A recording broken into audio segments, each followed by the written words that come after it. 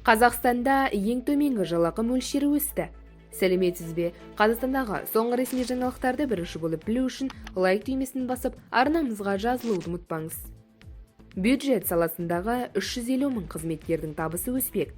Президент тапсырмасын іске асыру шеңберінде бүгіннен бастап елімізде ең төмен жалақы мөлшері 70 мың теңгеден 85 мың теңгеге дейін өсті, деп хабарлайды Айқын KZ. Еңбек кодексіне сәйкес, жұмыс берушілер жұмыскерлерге еңбек ақыны ең төменгі жалақыдан төмен болмайтын деңгейде қамтамасыз етуге міндетті. Осы ретте 85 мың теңгеге дейін жалақы алатын түрлі меншік нысанадағы кәсіпорындардың барлық саласында жұмыс істейтін 1,8 миллионға жуық жалдамалы жұмыскерлердің, оның ішінде бюджет саласындағы 350 мың қызметкердің табысы өспек. Бірінші кезекте ең төмен жалақыны арттыру, айлығы аз қызметкерлерге қатысты болады.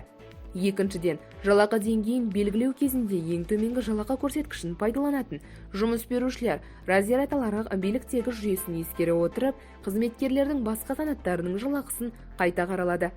Ең төмен жалақы еңбек саласындағы ең төмен әлеуметтік стандарт саналады және жыл сайын тиісті қаржы жылына сәйкес республикалық бюджет туралы заңмен белгіленеді.